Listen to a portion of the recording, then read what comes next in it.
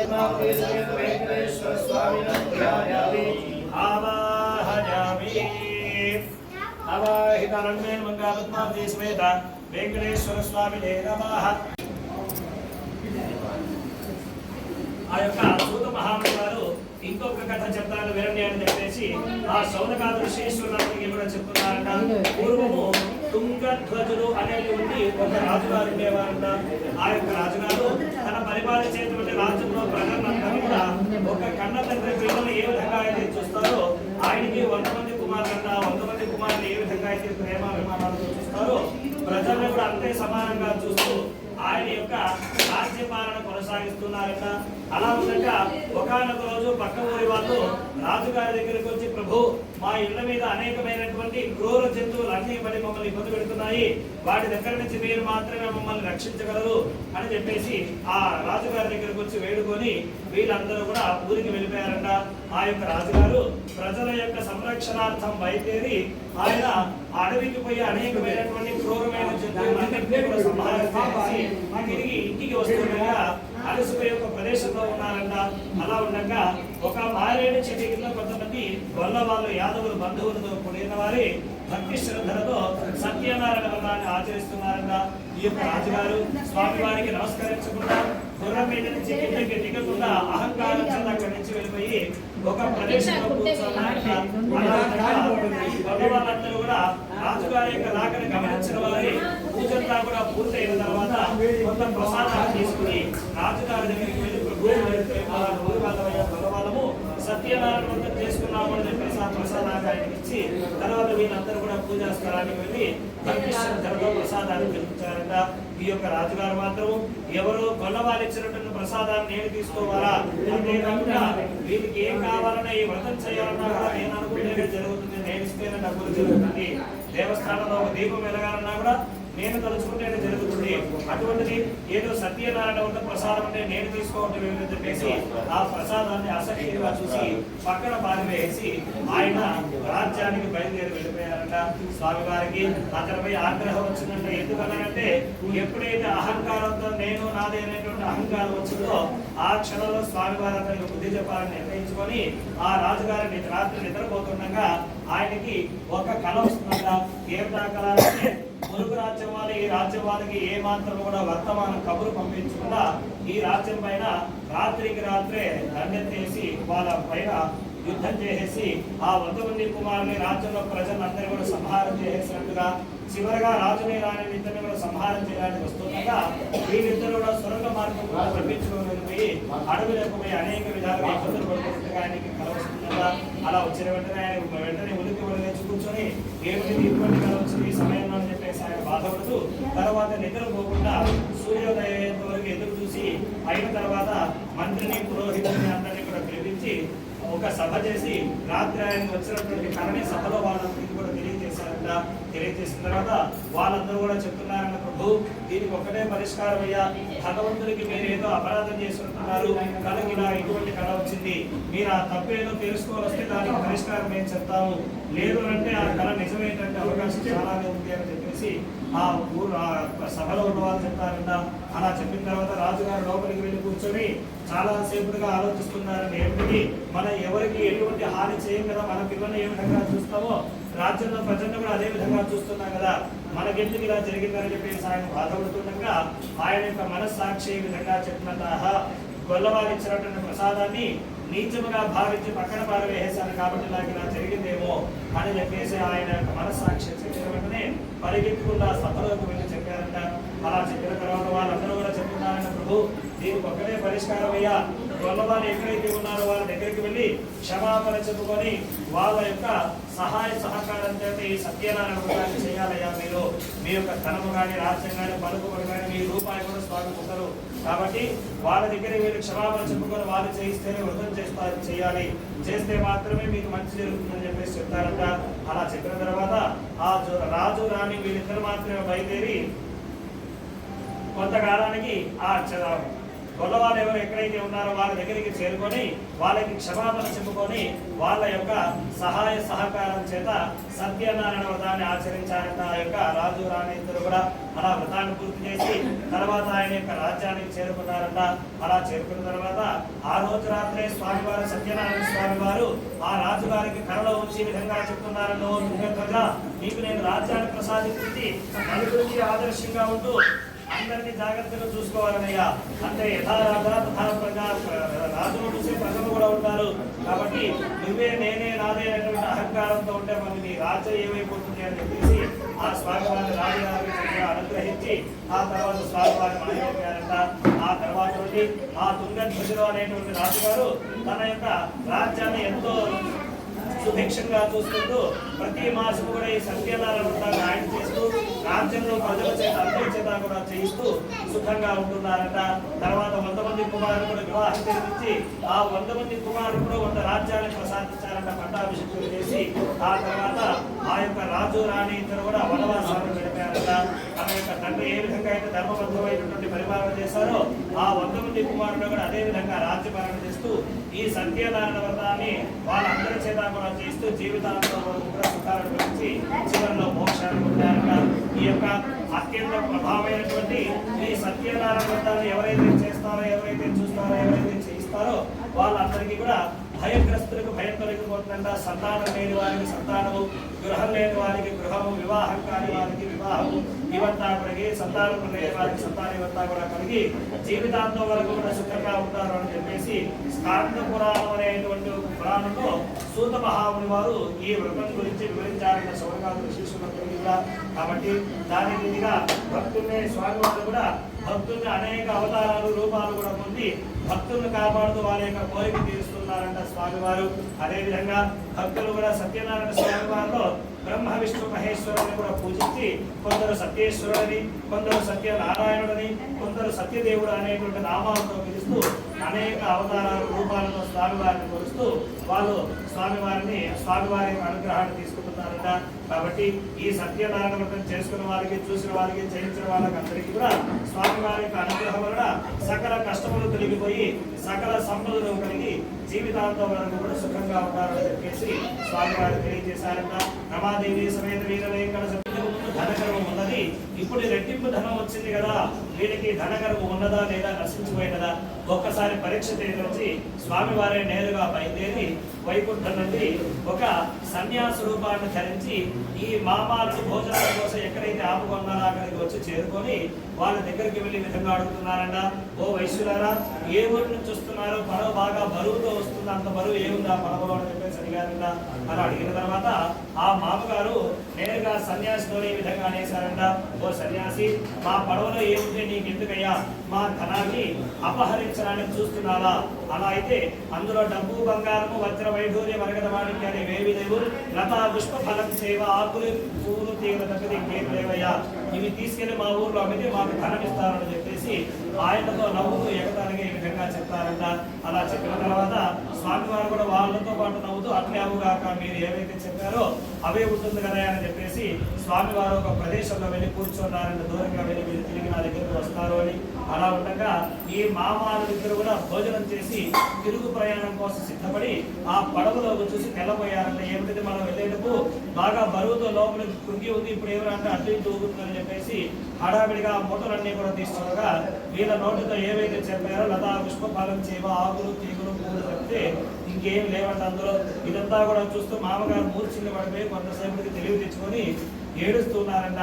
ఆ అల్లుడు గారు మామగారిని చూసి, మామ ఏడవడం వల్ల ప్రయోజనమేమి లేదు, ఆ సన్యాసి ఎవరో మనల్ని శపించినట్టున్నారు, కలిగిలా జరిగింది, ఆయన దగ్గరికి వెళ్ళి ప్రార్థిస్తాము, ఆయన ఎదిరిస్తే అంతే తీసుకున్నామని చెప్పేసి ఆ మామాలిద్దరు కూడా పరిగెత్తుకున్న ఆ సన్యాసి ఎక్కడైతే ఉన్నారో నేరుగా ఆయన పాదాల మీద పడిపోయి, స్వామి మా అపరాధమును క్షమించండి, అవివేకిని మీతో పరిహాసముగా మాట్లాడాను స్వామి, అంత మాత్రం చేత నేను నిజం చేసేశాను, మా ధనమంతా కూడా మరణం మాకు లభించినట్టు పరమీయండి అని చెప్పేసి కోరుకున్నారంట. అలా కోరుకున్న తర్వాత ఆ యొక్క స్వామివారు ఆ వైశ్యులపై కరుణ చూపించి ఆయన వైపు చూస్తే ఈ విధంగా చెప్తున్నారని, ఓ వైశ్యుడా, నీవు సత్యనారాయణ వ్రతం చేస్తావని చెప్పేసి స్వామివారిని మోసగించిన వాడవయ్యా, పైగా నేను సన్యాసిని, నన్ను మోసం చేయమనేటువంటిది ఏముంది అని చెప్పేసి చెప్పారంట. అలా చెప్పిన తర్వాత ఆ యొక్క సాధువైన వైశ్యుడికి అర్థమైపోయిందంట, గ్రహించాలంట మనతో మాట్లాడేది సాక్షాత్ సత్యనారాయణ స్వామి అని చెప్పేసి గ్రహించారంట. ఎందువల్లంటే ఈ సత్యనారాయణ వ్రతం గురించి, ఈ వాయిదాల గురించి ఈయన భార్య తప్ప ఎవరికి తెలియదు. మనతో మాట్లాడుతున్నారంటే సాక్షాత్ స్వామి చెప్పేసి ఆయనకే తెలియకుండా కళ్ళ నిండుగా నీళ్ళు వచ్చేసిందంట. ఈ విధంగా చెప్తున్నారంటే స్వామి వారి స్వామి ఈ యొక్క మాయ వలన నీ లోకమంతా కూడా నీటి స్వామి, భూలోకమంతా కూడా బ్రహ్మాండ దేవతలు కూడా మిమ్మల్ని అర్థం చేసుకోలేను స్వామి. పైగా నేను మనుష్యుని, నేనేం అర్థం చేసుకోగలను స్వామి. ఎప్పుడు మీ యొక్క హృదయంలోనే ఉండేటువంటి లక్ష్మీదేవికి మీకు అర్థం కాలేదు. ఎప్పుడైతే ఒక భక్తులు నారాయణ అని పిలుస్తారో సిరిగింజప్పుడు శంఖ చక్ర యుగములు చేదోరి సంధింపుడు. ఒక్కసారి భక్తులు ఎవరైతే నారాయణ అని అరుస్తారో అమ్మవారికి కూడా చెప్పాలంటే ఎక్కడికి వెళ్తున్నారని, ఏ పరివారం జీవులు ఎటువంటి పరివారం కూడా తీసుకోకపోకుండా అభ్రకపడి వాటిని కూడా ఎటువంటి ఆ పరిపూర్ణలు కూడా తీసుకోపోకుండా వెంటనే పరిగెత్తడం ప్రారంభం చేస్తారంట భక్తుల్ని కాపాడాలనేటువంటి ఆలోచనలో. అటువంటి స్వభావం స్వామి మీది. పైగా నేను మనిషిని నేనేం అర్థం చేసుకోగలను, మిమ్మల్ని నా ధర్మతా కూడా మరణ మాకు లభించినట్టు వరమీయాన్ని చెప్పేసుకుంటున్నారంట. అలా పొందిన తర్వాత ఆ యొక్క స్వామి వారు సంతోషించి వారి యొక్క ధర్మంతా కూడా యథా ప్రకారం ఎక్కడెక్కడ ఉండేటట్టు వరమిచ్చేసి స్వామి వారి అక్కడి నుంచి అంతర్ధానం మాయమైపోయారంట. అలా అయిపోయిన తర్వాత ఈ మామాలు కూడా వరమనికి చూడగా వారి యొక్క ధర్మంతా కూడా యథా ప్రకారం ఎక్కడెక్కడ ఉండి చూసి స్వామి వారి యొక్క అనుగ్రహ వలనంతా కూడా నటించడం సంతోషించి వాళ్ళ ఊరికి వెళ్ళేదాన్ని బయలుదేరిపోతున్నారట. ఆ విధంగా కొంతకాలం ప్రయాణం చేసిన తర్వాత వాళ్ళ ఊరు వచ్చేసింది అనగా ఆ మామగారు అల్లుడు పిలిచి, అల్లుడా అదే మన ఊరు రత్నపురయ్యా అని చెప్పేసి ఒక పనివాడిని పిలిచి, నువ్వు ఇంటికి వెళ్ళి తెలియకపోయా మేము వచ్చినామని చెప్పేసి పంపిస్తారట. అతను వెంటనే ఇంటికి చేరుకొని ఆ యొక్క తల్లిని లీలావతిని పిలిచి ఈ విధంగా చెప్తారన్న, అమ్మా మీ యొక్క భర్త అల్లుడు ఇద్దరు కూడా వచ్చినారమ్మా, పడవ ఇప్పుడే ఒడ్డుకు చేరింది, మీకు తెలియపడ్డారు అని చెప్పేసి అతను వెళ్ళిపోతారట. ఆ రోజు వాళ్ళ ఇంట్లో సత్యనారాయణ చేస్తున్నారంటే తల్లి కూతురు ఇద్దరు కూడా ఆ యొక్క లీలావతి పనివాడి మాటలు విన్నది చాలా సంతోషించి తన యొక్క కుమార్తె దగ్గరికి వెళ్ళి, అమ్మాయి మీ యొక్క నాన్నగారు భర్త ఇద్దరు వచ్చినారంటమ్మా, నువ్వు తొందరగా వ్రతాన్ని పూర్తి చేసి వచ్చేసి నేను అక్కడికి వెళ్తానని చెప్పేసి ఈమె కుమార్తెను తొందరగా చేసి ఆటో వెళ్ళిపోయిందంట. కుమార్తె కూడా మనస్సు మొత్తం అక్కడే వెళ్ళి తొందరగా వెళ్ళాలి ఆలోచనతో ఎన్నో కూడా పూర్తి చేసింది. కానీ తొందరలో స్వామి వారి యొక్క ప్రసాదం తీసుకోవడం మంచిది పరిగెత్తడం ప్రారంభం చేస్తుందంట. వచ్చిన వాళ్ళందరూ కూడా చెప్తున్నారంట, అమ్మాయి ప్రసాదం తీసుకోమమ్మా, ఆపద వస్తుందేమో అని చెప్పినా కూడా ఏమి చిరుగా వేసుకోకుండా పరిగెత్తుకుంటూ వెళ్ళిపోయిందంట. ఎప్పుడైతే ఈ యొక్క కుమార్తె ప్రసాదం తీసుకోకుండా వెళ్ళిపోయిందంటే ఏంటంటే అక్కడ ప్రసాదం కాబట్టి ఆమె వెళ్ళిపోయిన స్వామి వారికి ఆగ్రహం వచ్చి అల్లుడు మాత్రమే పడవలో లెక్క వేస్తుండగా ఒడ్డును ఉండేటువంటి పడవ ఒక్కసారిగా మునిగిపోయిందంట. అతనితో పాటు ఆ యొక్క కళావతి అక్కడికి వచ్చేసరికి నదీ తీరం దగ్గర వచ్చేసరికి తన భర్త అక్కడ లేకపోవడం చేత బాధపడుతూ ఆమె కూడా అందులో దూకి చనిపోవడానికి సహగమనానికి సిద్ధపడుతుందంట. ఇదంతా కూడా చూస్తున్నటువంటి సాధువుల వైశ్యుడు ఇదంతా కూడా స్వామి మాయే వేరు కాదని చెప్పేసి ఆయన సాష్టాంగ నమస్కారం చేసుకొని, దేవాది దేవ సత్యనారాయణ ప్రభు, ఏ అపరాధమైతే చేశామో తెలియదు కానీ నా అల్లుడు కోల్పోయాను, నేను మరలా మా అల్లుడు లభించేటట్టు అనుగ్రహించండి స్వామి అని చెప్పేసి కోరుకున్నారంట. అలా చూసుకున్న తర్వాత ఆ యొక్క స్వామివారు ఆ వైశ్యులపై కరుణ చూపించి, ఓ వైశ్యుడ, నీ కుమార్తె పూజంతా కూడా పూర్తి చేసింది కానీ తొందరలో నా ప్రసాదం తీసుకోవడం మంచిదయ్యా. ఒకనొక రోజు నా ప్రసాదం తీసుకోవడం వల్లనే మీరు అక్కడి నుంచి బంధువులు రాగలిగారు. కాబట్టి అటువంటి ప్రసాదాన్ని తీసుకొని వస్తే అంతా కూడా మంచిది చెప్పేసి శుభం కలుగుతుందని ఆకాశం వెలువడ్డాయన్న మాటలంతా కూడా అది విన్న కళావతి పరిగెత్తుకుంటే ఇంటి ప్రసాదం తీసుకొని ఇక్కడికి వచ్చేసరికి తన భర్త కొద్ది కొద్దిగా బయలుదేరుతున్నారట. అక్కడ ఉన్న వాళ్ళందరూ కూడా ఆశ్చర్యపోయారు, ఏముంది ఒక్కసారిగా ఉరుము లేదు, మెరుపు లేదు, ఉప్పు లేదు, ఒడ్డున ఉండేటువంటి పడవ మునిగిపోయింది, ఇప్పుడు ఏమన్నారంటే కోల్పోయినటువంటి వ్యక్తిని ఏమీ తెలియనట్టుగా మళ్ళీ మనం పొందుతున్నాము, ఇదంతా కూడా స్వామికి సాధ్యం చెప్పేసి వాళ్ళందరూ కూడా మాట్లాడుకుంటుండగా ఆ యొక్క కళావతి మాత్రం తండ్రి దగ్గరికి వెళ్ళి, తండ్రి ఇంకేదో ఆలస్యం చేస్తున్నారు, ఇక్కడే ఉంటే ఇంకేమైనా కూడా ఆలోచనవచ్చేమో, ఇంటికి వెళ్తారండి అని చెప్పేసి పిలుస్తుందంట. అలా పిలిచిన వెంటనే ఆయన చెప్తారంటే, అమ్మాయి ఇప్పటికే నేను స్వామి వారి యొక్క వ్రతం చేస్తానని చెప్పేసి చాలా సార్లు ఆ యొక్క వ్రతాన్ని వాయిదా వేశానమ్మా, చేయకుండా ఇక నేను అటువంటి తప్పు చేయనని చెప్పేసి అక్కడికక్కడే సామాగ్రిలంతా కూడా తెప్పించుకొని ఆ సత్యనారాయణ ఆయన చేసి చుట్టుపక్కల వాళ్ళందరూ చేత కూడా ఆయన చేయించి అన్నదానాన్ని చేసి సుఖంగా చేరుతున్నారట. అక్కడి నుండి ప్రతికొనంత కాలంగా పౌర్ణమి రోజు కానీ ఏకాదశి రోజు కానీ ఈ సత్యనారాయణ వ్రతాన్ని వైశ్య కుటుంబం చేస్తూ జీవితాంతం వరకు కూడా సకల సుఖాలు అనుభవించి చివరిలో మోక్షాన్ని పొందారు. రమాదేవి సత్యనారాయణ స్వామి సమాప్త చేస్తున్నామని చెప్పేసి ఆ యొక్క రాజుగారు ఆ సాధువైన వైశ్యుడికి వివరంగా తెలిపారట. అలా తెలిపిన తర్వాత ఆ యొక్క సాధువైన వైశ్యుడుగా భోజనం చేసి ప్రసాదం తీసుకున్న తర్వాత చివరిలో ఆయన ఊరికి వెళ్ళేదాన్ని వ్యాపారం కోసం బయలుదేరేదాన్ని బయలుదేరుతూ ఆ రాజుగారి దగ్గరికి వెళ్ళి ఈ విధంగా అడుగుతున్నారట, ప్రభు నాకు కూడా వివాహమై చాలా సంవత్సరాలు గడిచిందయ్యా, ఇప్పటి వరకు సంతానం లేదు కనుక మేము కూడా యొక్క వ్రతాన్ని చేసుకోవచ్చానని చెప్పేసి అడిగారట. తప్పకుండా చేసుకోవచ్చయ్యా అని చెప్పేసి ఆ యొక్క వ్రతం ఎప్పుడు చేయాలి, ఎలా చేయాలి విషయం అంతా కూడా ఆయనకి తెలిసి తెలుసుకున్న తర్వాత ఆయన అక్కడి నుంచి బయలుదేరి వెళ్ళిపోయి కొన్ని సంవత్సరాలకి వ్యాపారం అంతా కూడా పూర్తి చేసుకొని తిరిగి ఆయన యొక్క స్వగ్రామం చేరుకున్నారంట. ఆ యొక్క సాధువైన వేసులు ఆయన ఇంటికి చేరుకున్న వెంటనే తన భార్య లీలావతిని పిలిచి ఈ విధంగా చెప్తున్నారంట, లీలావతి ఏదో సత్యనారాయణ వ్రతం అంట, మనకి ఎప్పుడైతే సంతానం కలుగుతుందో వెంటనే సత్యనారాయణ వ్రతం చేస్తామని చెప్పేసి దేవుడి దగ్గర నిలబడి ప్రతిజ్ఞ చేశారట. అక్కడ రాజుగారేమో ముందుగా వ్రతాన్ని చేసి వ్రతాన్ని ఆచరించారు, మరి ఈయనేమో ముందుగా సంతానం కలిగిన తర్వాత వెంటనే వ్రతం చేస్తామన్నారు. మరి భగవంతుడికి ఏదైనా ఒకటే కాబట్టి ఆయన కూడా చక్కగా వాళ్ళకి వరాన్ని ఇచ్చి 9వ మాసమున ఆ యొక్క లీలావతికి ఒక కుమార్తెకి జన్మనిచ్చిందంట. ఆ కుమార్తెకి కళావతి అని పేరు పెట్టి అల్లారు ముద్దుగా పెంచుకుంటున్నారంట. అలా ఉండగా ఆ యొక్క లీలావతి భర్తను చూసినాక మనకు సంతానం కలిగిన వెంటనే సత్యనారాయణ వ్రతం చేస్తామని చెప్పి ప్రతిజ్ఞ చేశారు కదా, మనకు సంతానం కలిగింది కదా, మనకు వ్రతం చేద్దామని చెప్పేసి భర్తతో గుర్తు చేసిందంట. ఆయన మాత్రము ఇప్పటికే వ్యాపారంలో చాలా పనులు ఆగిపోయినాయి, అమ్మాయి వివాహ కాలంలో అందరూ వస్తారు కాబట్టి అందరి సమక్షంలో స్వామివారి యొక్క వ్రతాన్ని చేస్తే స్వామివారి యొక్క మహత్వం కూడా అందరికీ తెలియజేసినట్టు చెప్పేసి ఆ యొక్క లీలావతికి సమాధానం చెప్పేసి వెళ్ళిపోయారంట. ఆయన స్వామివారు కూడా అది కూడా నిజమే కదా అని చెప్పేసి ఆయన కూడా మోసపోయారంట. అలా కొంతకాలం గడిచిన తర్వాత ఈయన వ్యాపారం కోసం వెళ్ళిపోయిన వాడు దాదాపుగా కొన్ని సంవత్సరాలకి 8 సంవత్సరాలకి తిరిగి వచ్చారంట. ఆయన వచ్చిన వెంటనే అమ్మాయికి వివాహాన్ని చేయించారంట. ఆ కాలంలో అష్టవర్షాత్ భవేత్ కన్యా, అమ్మాయికి 8వ ఏట వివాహం చేస్తున్నారంట. కాబట్టి అమ్మాయికి వివాహం చేయాలనుకున్నామయ్యా, అల్లుడు ఇల్లుడికి రావాలని చెప్పేసి ఒక మధ్యవర్తికి చెప్పి పంపించారంట. ఆ మధ్యవర్తి వెంటనే కాంచన నగరం అనేటువంటి ఒక ఊరికి చేరుకొని అక్కడ ఒక యోగ్యుడైన వైశ్య కుమారుడు చూసి వెతికి తీసుకొని వచ్చారంట. ఆ యొక్క వైశ్య కుమారుడు తన యొక్క కుమార్తెకి అన్ని విధాలుగా తగిన వాడిని చెప్పేసి వాళ్ళిద్దరికి కూడా అంగరంగ వైభవపేతంగా వివాహాన్ని జరిపించారంట. ఆ యొక్క సాధువైన వైశ్యుడు ఆ వివాహం కూడా 1 రోజు 2 రోజులు కాకుండా 5 రోజుల పాటు ఆకాశం అంతా మందిరి వేసి చుట్టుపక్కల ఊళ్ళో వాళ్ళందరూ కూడా ఈయన కుమార్తెకి వివాహానికి 5 రోజుల పాటు ఈయన ఇచ్చినటువంటి వస్త్రాలు కట్టుకుంటూ ఈయన పెట్టినటువంటి ఆభరణాలు పెట్టుకుంటూ ఈ 5 రోజుల పాటు వాళ్ళు ఇళ్లలో వెలిగించిన బాబు అంతా 5 రోజులు ఈ వైభవానికి కూడా కారణం ఎవరు? సత్యనారాయణ స్వామి. ఆయన ప్రభావాన్ని మాత్రం మర్చిపోయారు. అలా మర్చిపోయిన తర్వాత కొంతకాలం గడిచిన తర్వాత స్వామివారు అతనికి ఏమైనా శిక్ష విధించారని చెప్పేసి చూస్తున్నారంట. కొంతకాలం గడిచిన తర్వాత మామగారు ఏం చేశారంటే అల్లుడిని పిలిచి, అల్లుడా నా తర్వాత ఏదైనా ఒక వ్యాపారమైన ఆస్తి వస్తే ఏదైనా కూడా నేనే కాబట్టి నా వ్యాపారంలో మెరుగులంతా కూడా నేర్పిస్తారు, వ్యాపారంలో ఖాతాలంతా కూడా తెలియజేస్తారని చెప్పేసి అల్లుడిని వెంట పెట్టుకొని వ్యాపారం కోసం బయలుదేరి రత్నసానుపురము అనేటువంటి ఊరికి చేరుతున్నారంట. ఆ రత్నసానుపురము చంద్రకేతు మహారాజు అనేటువంటి ఒక రాజుగారిని పరిపాలిస్తున్నారంట. ఈ మామాళ్ళిద్దరు కూడా సత్యనారాయణ వ్రతం చేయకపోగా స్వామివారి అందరిపై కోపించిన వాడి ఈ విధంగా శపించారు అంట.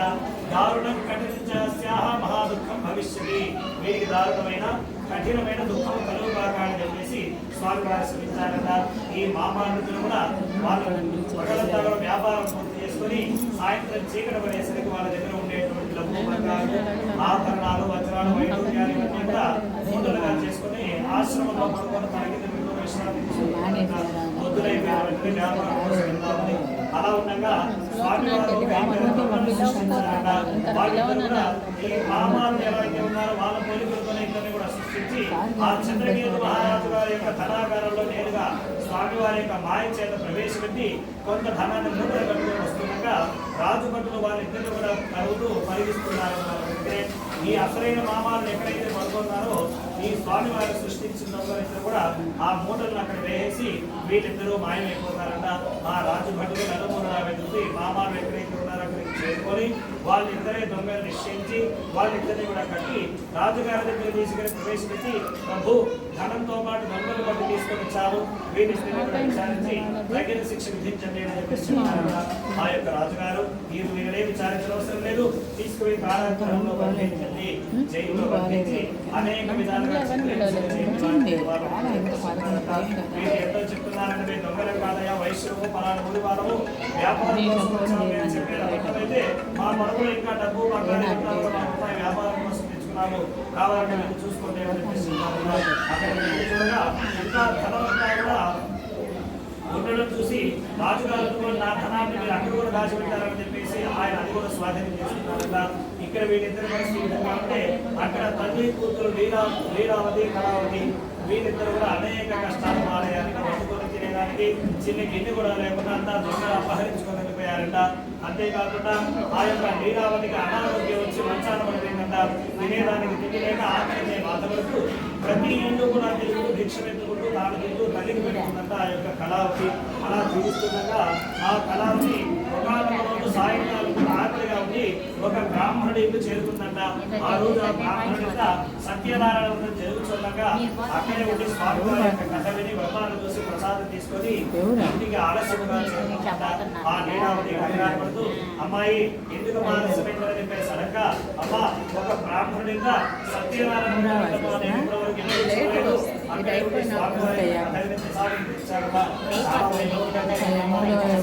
అక్కడ ఏం చూసిందో ఏం చేసిందో ఏం విన్నదో ప్రతి ఒక్కటి ఎందుకు చెప్పాల్సి వచ్చిందంటే ఏమైనా ఆమెకు గుర్తొస్తే మొక్కు తెరుస్తుందేమో అని స్వామి వారు చెప్పించారట.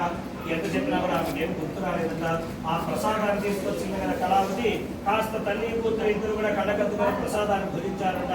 ఎప్పుడైతే ఆ లీలావతి ప్రసాదాన్ని భుజించిందో ఆ క్షణం నుండి కొద్దిగా గుర్తొస్తుందంట. అమ్మాయి నువ్వు పుడితే సత్యనారాయణ వ్రతం చేస్తామని చెప్పి ప్రతిజ్ఞ చేశావమ్మా, ఆ వ్రతాన్ని నాన్నగారు గుర్తు చేసినప్పుడు వివాహం అప్పుడు చేద్దాం అనుకున్నాము, ఆ వివాహంలో అందరూ కూడా కోలాహలం పడి అందరూ కూడా వ్రతం గురించి మర్చిపోయామమ్మా, అక్కడి నుంచి మన పరిస్థితి అంతా కూడా మారుతుంది. కాబట్టి ఎలా అయినా మనం మొక్కు తీర్చాలి, వ్రతం చేయాలని చెప్పేసి వాళ్ళిద్దరు కూడా నిర్ణయించుకొని వాళ్ళ బంధువులు కడుపు దగ్గరికి లాగేయండి. కాస్త వాళ్ళ బంధువుల దగ్గరికి మిత్రుల దగ్గరికి వెళ్ళి మేమిద్దరు కూడా ఇలా వ్రతం చేయాలనుకుంటున్నాం, మీరందరూ కూడా సహాయ సహకారాన్ని అందించండి అని చెప్పేసి అడిగారంట.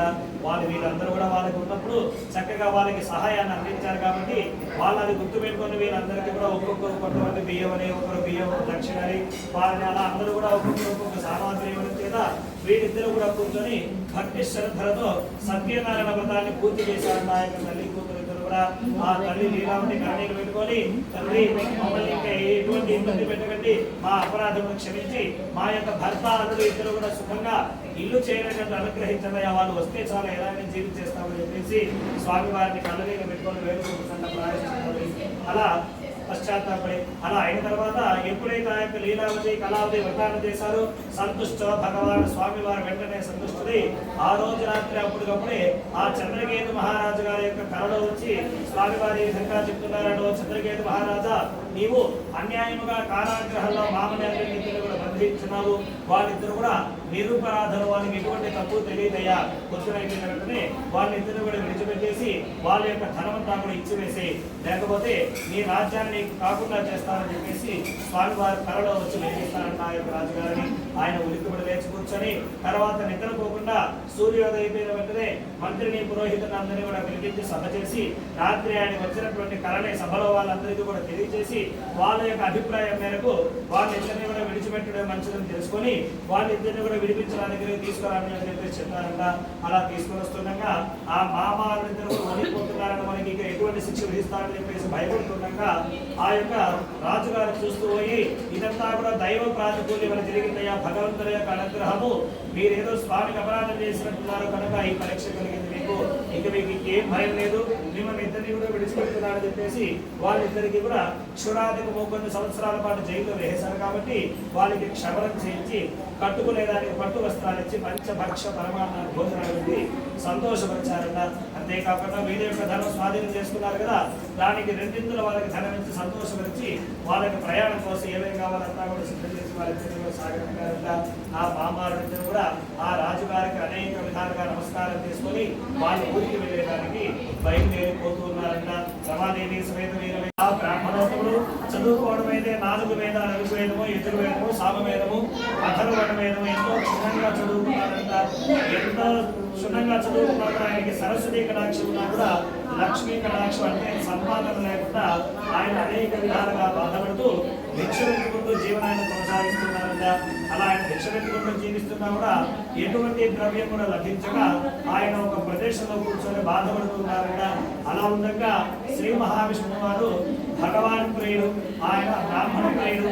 ఆ స్వామి వారు ఏం చేశారంటే ఆ బ్రాహ్మణుడు ఆ విధంగా దుర్భరమైనటువంటి కష్టాలను అనుభవిస్తుండగా అతను పడేటువంటి కష్టాలను ఎలా అయినా తీర్చాలి అనేటువంటి ఆలోచనతో స్వామి వారే నేరుగా బయలుదేరి ఒక వృద్ధ బ్రాహ్మణ రూపాన్ని ధరించారంట. అంటే వయసు అయిపోయినటువంటి బ్రాహ్మణుడు ఏ విధంగా అయితే ఉన్నారో అటువంటి రూపాన్ని పొంది ఆ పీఠ బ్రాహ్మణుడికి ఎదురుగా పోయి ఈ విధంగా అడుగుతున్నారంట, ఓ బ్రాహ్మణోత్తమ, మిమ్మల్ని చూస్తుంటే సకల వేదాలు చదివిన వాళ్ళ ఉన్నారయ్యా, ఎందుకు ఇటువంటి దారిద్ర్యాన్ని అనుభవిస్తున్నారని చెప్పేసి అడిగారంట. అడిగిన తర్వాత ఊరిలో బ్రాహ్మణుడు చెప్తున్నాడు, స్వామి నాకు బహు సంతానము, చాలా మంది సంతానము, వారిని పోషించుకోలేక నేను ఈ దారిద్ర్యాన్ని అనుభవిస్తున్నానయ్యా, నా కష్టమునంతా కూడా తెలియవేయడానికి ఏమైనా ఉపాయం ఉంటే నా మీద అనుగ్రహంలో తెలియచేయండి స్వామి అని చెప్పేసి అడిగారంట. అలా అడిగిన తర్వాత అందులో ఆ యొక్క శ్రీ మహావిష్ణువు రూపంలో బ్రాహ్మణ రూపంలో వచ్చినటువంటి స్వామి వారు ఈ విధంగా చెప్తున్నారో, బ్రాహ్మణోత్తమ, శ్రీ సత్యనారాయణ స్వామి వారు శ్రీహరి అవతారం ఎత్తున్నారయ్యా, ఆ సత్యదేవుని సేవించడంతో నీ కష్టములంతా కూడా తొలగిపోతుందయ్యా, ఆ సత్యనారాయణ వ్రతాన్ని ఆచరించవయ్యా అని చెప్పేసి ఆ యొక్క వ్రతం ఎప్పుడు చేయాలి, ఎలా చేయాలి విషయం అంతా కూడా ఆ బ్రాహ్మణుడికి తెలియజేసి ఈ వృద్ధ బ్రాహ్మణ రూపంలో వచ్చినటువంటి స్వామి వారు అక్కడి నుండి మాయమైపోయారంట. అలా అయిపోయిన తర్వాత ఈ బ్రాహ్మణోత్తముడు ఇంటికి చేరుకొని ఆ వృద్ధ బ్రాహ్మణుడు చెప్పినటువంటి సత్యనారాయణ వ్రతాన్ని రేపే చేస్తానని చెప్పేసి తన మనస్సులో సంకల్పం చేసుకున్నవాడే ఆ రోజు రాత్రి ఆ బ్రాహ్మణుడికి నిద్ర రాలేదంట. మనం వ్రతం చేయాలనుకున్నాము, ఎక్కడ చేద్దాము ఏంటి అనే ఆలోచనతో గడిపేసి సూర్యోదయం వెంటనే ఆయన స్నానం ఆచరించి దేవతా పూజ దేవతా పూర్తి చేసుకుని స్వామి వారి దగ్గర నిలబడి, దేవా శ్రీ సత్యనారాయణ ప్రభు, మీ యొక్క అనుగ్రహం పొందుడికి ఈ రోజు వ్రతాన్ని చేయదలిచానయ్యా, నా చేతిలో ధనము కానీ వస్తువులు కానీ ఏమీ లేదు, ఈ పూట నేను భిక్షాటనకు బయలుదేరుతున్నాను, ఈ భిక్షాటనలో నాకు ఎంతైతే ద్రవ్యం కానీ ధనం కానీ లభిస్తుందో అంతా కూడా వెచ్చించి మీ యొక్క వ్రతాన్ని చేస్తానని చెప్పేసి ఆయన స్వామివారికి నమస్కారం చేసుకొని అక్కడి నుంచి స్వామివారి పైన భారం వేసి ఆయన పట్టణానికి వెళ్ళిపోయారు భిక్ష పెట్టుకునేదానికి. ఎప్పుడైతే భగవంతుని నమ్మకం వెళ్ళారో ఆ రోజు పండుగ రోజు అవడం వలన ఊరిలో వాళ్ళందరూ కూడా బ్రాహ్మణుని యొక్క రాక కోసం ఎదురు చూసి ఆయన వచ్చిన తర్వాత ఆయన తీసుకొని వెళ్ళి చక్కగా ఆయన పాదాలు కడిగి తర్వాత స్వయం పాకదానము, వస్త్రము ఇవంతా కూడా ఆయనకి ఇచ్చి సంతోషపరిచారంట. మోయిన దాని ఇవంతా కూడా ఇచ్చి ఆయన అదేవిధంగా ఆ ఊరిలో ఎన్ని ఇంటి నుండి ప్రతి ఇంటికి వెళ్ళి ఈ విధంగా తీసుకొని వస్తున్నారంట. ఆయన మనసులో అనుకుంటున్నారంటే ఏంటిది, ఎన్నో సంవత్సరాల నుంచి ఎన్నో పండుగలుగా నేను ఇక్కడే యాచన చేస్తున్నాను, ఎప్పుడు నాకు కొంచెం కూడా ద్రవ్యం లభించింది, ఈ రోజు ఒక్కసారి ఎంత కలిగిందంటే సాక్షాత్ స్వామి వారి యొక్క అనుగ్రహం ఆ యొక్క ఆ బ్రాహ్మణుడు ఏం చేశారంటే ఆ రోజు వచ్చినటువంటి ధనంతో సామాగ్రి అంతా కూడా తీసుకొని ఆయనకు వచ్చినటువంటి సామాగ్రి అంతా కూడా పడవలో వేసుకొని ఆయన ఇంటికి చేరుకొని బంధువులని మిత్రులని అందరినీ కూడా పిలిపించి సాయంకాలం పూట భక్తి శ్రద్ధలతో సత్యనారాయణ వ్రతాన్ని ఆచరించారంట. ఆ యొక్క బ్రాహ్మణోత్తముడు ఆ వ్రత యొక్క ప్రభావరణ ఆ బ్రాహ్మణోత్తముడు మహదేశ్వరి వందనారంట. మహదేశ్వరి అంటే ఎన్ని తరాలు కూర్చొని తిన్నా కూడా తరగపోయినటువంటి ఆస్తిని భగవంతుడు ప్రసాదించారంటే కేవలం ఒక్కసారి భక్తి శ్రద్ధలతో వ్రతం చేయడం వల్ల. అలా ఆ బ్రాహ్మణుడు ఆ యొక్క వ్రతాన్ని అంతటితో వదిలేయకుండా ప్రతి మాసం కూడా నెలకొకసారి పౌర్ణమి రోజు కానీ ఏకాదశి రోజు కానీ ఈ సత్యనారాయణ వ్రతాన్ని చేస్తూ జీవితాంతం వరకు కూడా సకల సుఖాలు అనుభవించి చివరిలో మోక్షాన్ని పొందారంట. ఈ విధంగా శ్రీ మహావిష్ణువు వారు నారద మహాముని వారికి తెలిపిన విషయాన్ని ఇప్పుడు చెప్పారని చెప్పేసి ఆ శౌనకాద విశేషణాన్ని కూడా సూత మహాముని వారు ఇదంతా కూడా చెప్పారంట. అలా చెప్పిన తర్వాత ఆ శౌనకాద విషయంలో కూడా స్వామి ఆ బ్రాహ్మణుడు చేసి కాకపోతే ఆయన తర్వాత ఏవైతే చేస్తున్నారో వాళ్ళ యొక్క విషయం కూడా తెలియజేయండి స్వామి అని చెప్పారంట. అలా అయిన తర్వాత అందరికీ ఆ యొక్క స్వామి వారు చెప్తున్నారు, ఆయన పూర్వము ఆ బ్రాహ్మణోత్తముడు ఇంట్లో వ్రతాన్ని చేస్తుండగా చుట్టుపక్కల జనాలు బంధువులు అందరూ కూడా వచ్చి ఆనందముతో వ్రతకథ వింటున్నారంట. అటువంటి సమయంలో ఒక కాష్ట జీవించేవాడు ఒక అతను ఆ బ్రాహ్మణుడు ఏదో జరుగుతుంది చూడాలి అనేటువంటి ఆయన అడిగి వేసుకొస్తాము.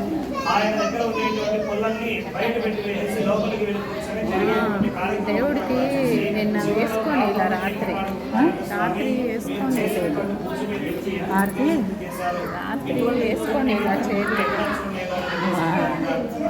తర్వాత అందరూ బ్రాహ్మణులు చెప్తున్నారు, ఇది సత్యనారాయణ, ఈ సత్యనారాయణ సకల సంకటములను నివారింపు చేస్తుంది, సకల ధనాన్ని ఐశ్వర్యాన్ని కలుగుతుందయ్యా.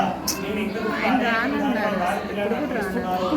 చెప్పేసి ఇంతకు ఎంత ఇబ్బందులు పడ్డారు, చేసిన తర్వాత ఏం జరిగింది అది వెంటనే ఆ కట్టెలకు జీవించేవాడు సంతోషించి ఆయనతో ఈ విధంగా అనుకుంటున్నానంటే బ్రాహ్మణుడు, స్వామి నేను కూడా అనేక కష్టాలు పడుతున్నానయ్యా, ఎంత కష్టపడినా కూడా ఇప్పుడు చూడండి నేను దాదాపుగా చాలా పొలాలు ఎత్తుకొని భుజం మీద పెట్టుకొని చాలా దూరం తిరిగి వచ్చాను, అది అమ్మకానికి పోలేదు, ఈ పూట మేమంతా కూడా ఫస్టే పడుకోవాలి, అటువంటిది నేను ఎంత కష్టపడినా కూడా దాని తగ్గ ఫలితం నాకు రావడం లేదు, కాబట్టి అని చేసుకోవచ్చా అని చెప్పేసి అడిగారంట. తప్పకుండా చేసుకోవచ్చయ్యా. ఈ సత్యనారాయణ 4 వర్ణాల వారు బ్రాహ్మణులు, క్షత్రియులు, వైశ్యులు, శూద్రులు ఈ నలుగురు కూడా వ్రతాన్ని చేసుకోవచ్చని చెప్పేసి ఆ వ్రతం ఎప్పుడు చేయాలి, ఎలా చేయాలి ఈ విషయం అంతా కూడా ఆయన తెలియజేసి అక్కడి నుంచి ఆయన ఇంటికి చేరుకొని ఆ బ్రాహ్మణుడు ఏ రోజైతే వ్రతం చేయని చెప్పేసి చెప్పారో ఆ రోజు రానే వచ్చిందంట.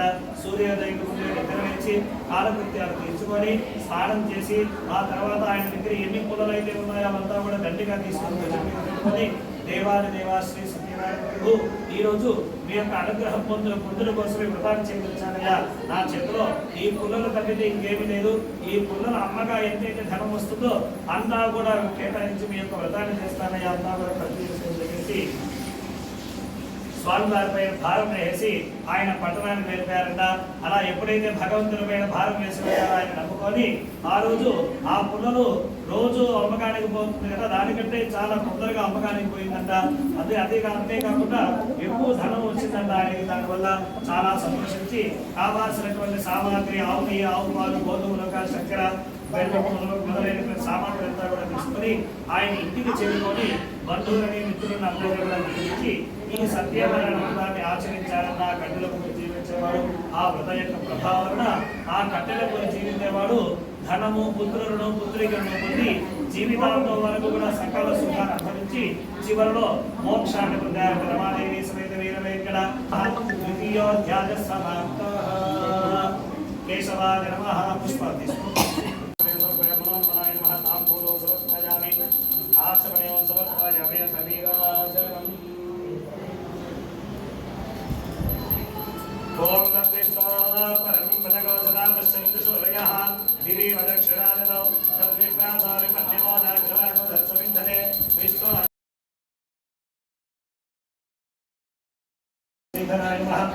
ఋషికేశాయ స్వామి.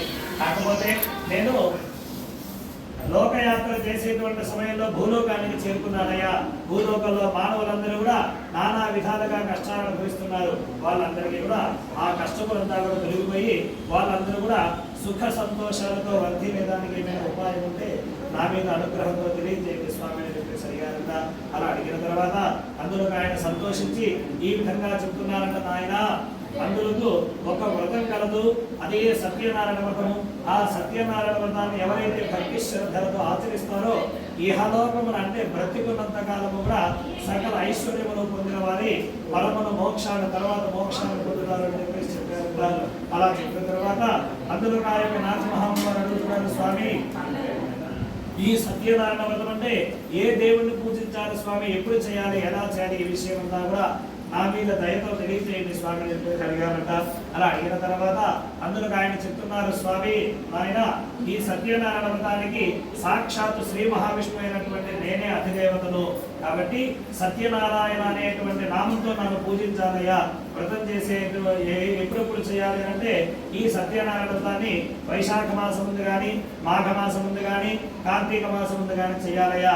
తిథిలోకి వచ్చి పౌర్ణమి, ఏకాదశి ఇటువంటి రోజుల వ్రతాన్ని చేయాలని చెప్పేసి చెప్పేసి స్వామి వారు తెలియజేశారంట.